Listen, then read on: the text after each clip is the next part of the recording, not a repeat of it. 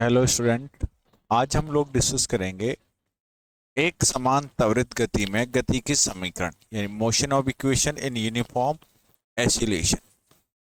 तो क्या है कि जैसे कि पहले तो ये समझिए कि यूनिफॉर्म एसिलेशंस क्या होता है, एक समान त्वरित गति क्या होती है। जैसे कि एक कार है और ये इस साइड में 10 मीटर पर सेकंड से गति कर रही है। अगर मैं इस पे एसिलेशन 2 मीटर पर सेकंड स्क्वायर लगा लूं तो इसकी गति क्या होगी कि पहले 0 सेकंड पे तो होगी 10 मीटर पर सेकंड, फिर अगले 1 सेकंड में कितनी बढ़ेगी, 2 मीटर पर सेकंड स्क्वायर का एसिलेशन है तो 12 मीटर पर सेकंड बढ़ेगी। अगले 2 सेकंड में कितनी बढ़ेगी, 14 मीटर पर सेकंड। अगले 3 सेकंड में कितनी बढ़ेगी, 16 मीटर पर सेकंड। यानी इन सभी इंटरवल में एसिलेशन क्या है, कांस्टेंट है, यानी यूनिफॉर्म एसिलेशन है, यानी एक जैसा एसिलेशन। त्वरण कैसा है, एक समान है। तो इसके बारे में हमें अध्ययन करना है। ध्यान रखना, ये जो मोशन की जो इक्वेशंस है जो हम अभी पढ़ने वाले हैं वो सिर्फ यूनिफॉर्म एसिलेशंस पे लगती है। कभी मान लो यहाँ पे 14 की जगह मान लो 16 हो गया तो यहाँ पे कितना हो गया, 4 मीटर पर सेकेंड स्क्वायर हो गया। फिर मान लो और चेंज हो रहा हो, यहाँ पे 2 मीटर पर सेकंड स्क्वायर हो, यहाँ पे 6 हो, फिर -3 हो, तो ऐसी जगह पे ये मोशंस की इक्वेशन ये नहीं लगेगी।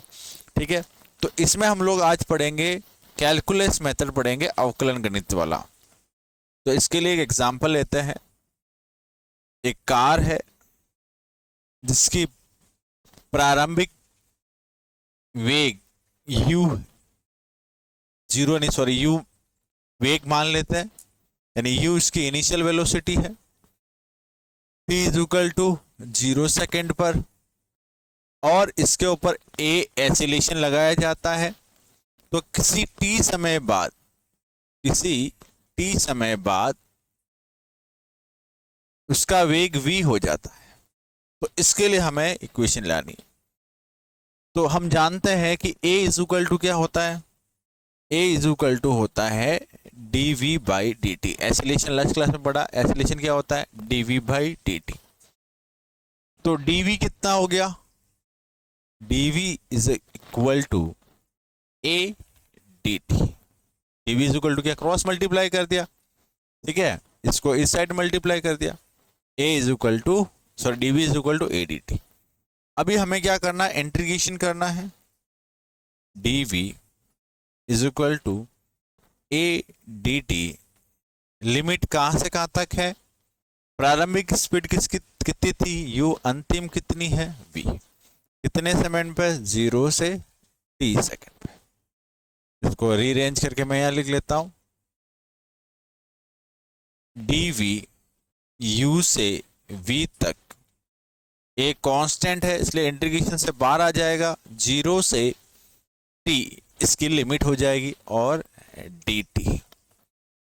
अब अगर आप इंटीग्रेशन करोगे तो इंटीग्रेशन हो जाएगा v और लिमिट कहां से कहां तक हो जाएगी इसकी, u से v तक, और a इसका इंटीग्रेशन हो गया t 0 से t तक। इंटीग्रेशन आपको पढ़ा चुका हूं मैं। फॉर्मूले में क्या होगा, upper limit v minus lower limit u, a upper limit t minus lower limit 0। तो v minus u is equal to 80। तो v इक्वल कितना हो गया, v is equal to u plus 80। ये आपकी क्या हुई, फर्स्ट समीकरण प्राप्त हुआ गति का, इक्वेशन ऑफ मोशन का फर्स्ट समीकरण है v is equal to u plus 80। यानी किसी जगह आपको u दे रखा हो, a दे रखा हो t, तो अंतिम वेग v निकाल सकते हो। इस इक्वेशन को हम लोग यूज करते हैं, v is equal to u plus 80। ये आपका गति का पहला समीकरण। और जब ये गति करता हुआ यहां से यहां तक पहुंचा तो जो इसका डिस्प्लेसमेंट हुआ, मान लो s क्या है हमारा, विस्थापन या डिस्प्लेसमेंट है।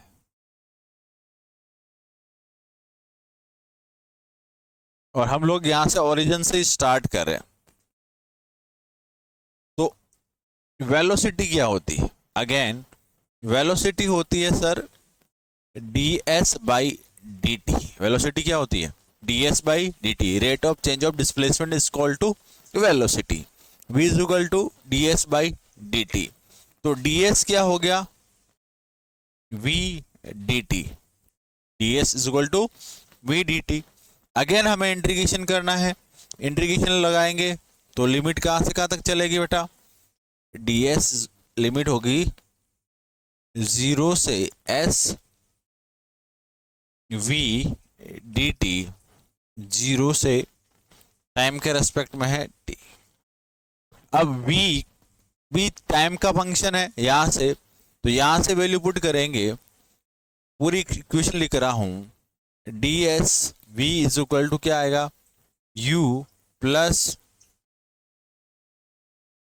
ए टी, इंटीग्रेशन है dt के रेस्पेक्ट में 0 से t, 0 से s। इंटीग्रेशन करेंगे तो ये हो जाएगा s, लिमिट कहां से कहां तक? 0 से s।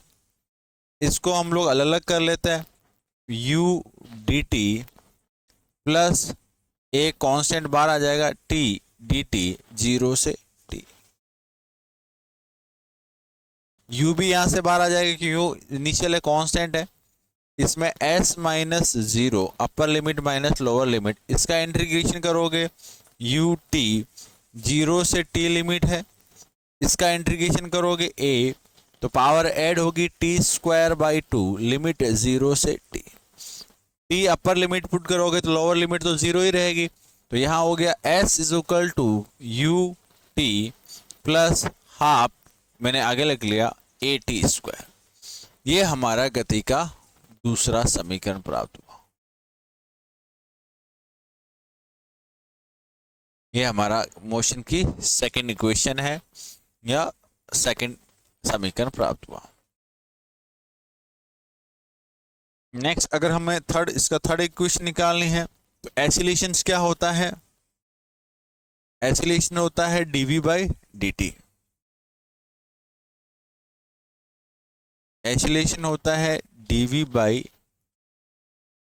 dt। तो इसको क्या मैं लिख सकता हूं? एसिलेशन को dv by dt is into ds by ds कर लेता हूं।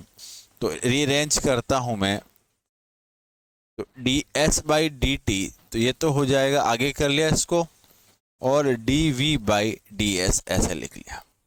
ds बाई dt क्या हो जाएगा? Velocity.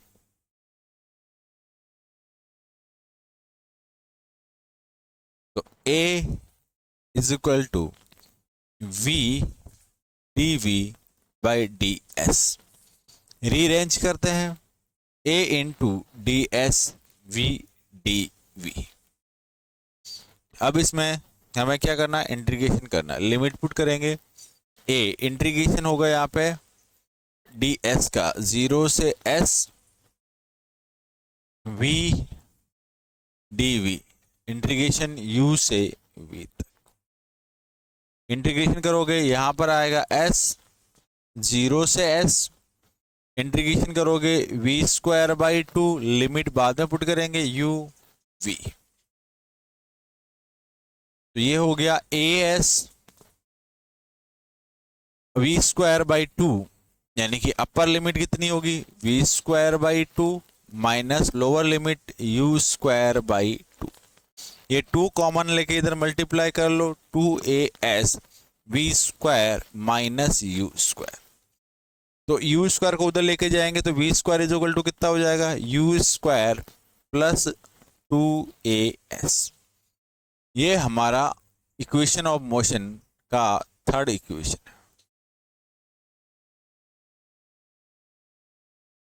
v square is equal to u square plus 2as, ये इक्वेशन का थर्ड है।